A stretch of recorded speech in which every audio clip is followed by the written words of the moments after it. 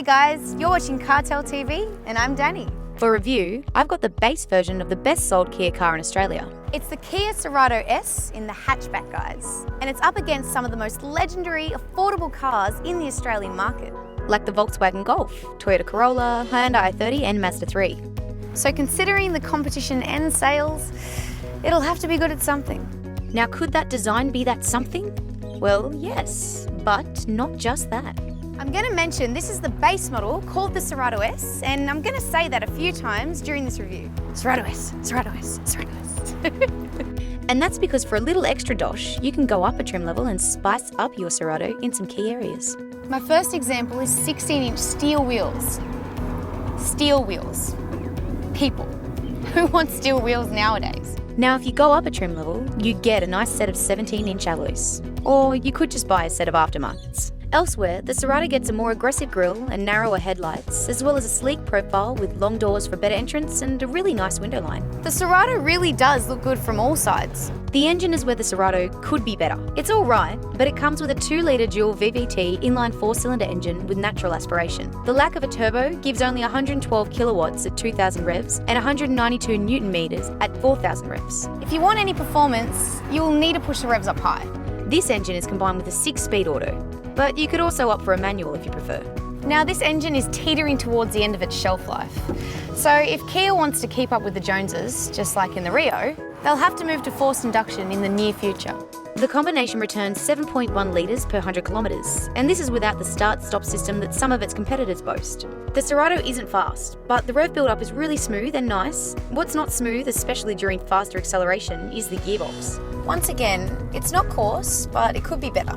The suspension is a whole lot better than it was. It's completely new and specially tuned for the Aussie market, and it's significantly better than the one we tested in the 2013 model.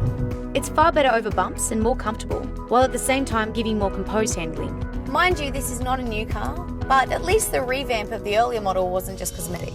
If you opt for the automatic, you get to choose between eco and sport modes. They changed gearbox and throttle settings to give a different drive feel. Steering is really good, light, direct and composed. On the inside, the Cerato looks more upmarket than it actually is. You get loads of room, far better quality materials, great driver-orientated design and this cool steering wheel. Other perks include 2-way adjustable steering, USB and 12-volt chargers and loads of storage options. Oh, and cup and bottle holders for the front and back. The seats are very comfortable and thank you Kia, the rear seats are large enough for normal-sized adults. To go with the seats, you get loads of knee and head-to-toe room in the back. If rear passenger comfort is important to you, then you can't do much better in this class. Probably explains why it's good for the Uber drivers. The boot gives 385 litres of storage space in the hatch and 97 litres more in the sedan, and the seats fold 60-40. I want to emphasise how good the driving position is. All the relevant instruments are also within easy reach. Now what I don't like is this long and slanted A-pillar. Sure, it helps the design, but it limits visibility. Now being the base trim level means it does not get a 7-inch touchscreen, which is standard for other trim levels. Instead, it has a basic system, which just doesn't cut it for today's tech savvy. But then again, I haven't mentioned the price point yet. And let's factor in the fact that this car is going to be pretty popular with companies and fleets, so creature comforts aren't too pivotal. But if you're buying for yourself, then the base unit that stands in place of the touchscreen is, well, bad. For just $500, you can upgrade to the 7-inch touchscreen, which in my opinion is a no-brainer. There is no reversing camera for the base model, but yes parking sensors. The 5-star Ancap rating comes from 6 airbags, electronic stability control, hill start assist, cruise control, ABS brake assist, electronic brake force distribution, electronic stability control and more.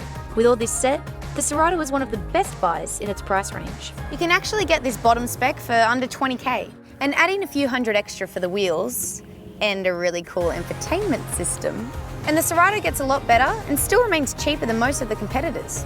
But if the tech and aesthetics aren't priorities and instead you're after a spacious, clean-cut car that offers practicality and an incredible value, then this Cerato is a tough choice to go past. Add to this Kia's amazing 7-year unlimited kilometre warranty, and it's clear why the Cerato sells as well as it does. Thanks for watching. I'm Danni and I am new to CarTell.tv, so if you want to find out more about me, you've got to go to www.cartell.tv.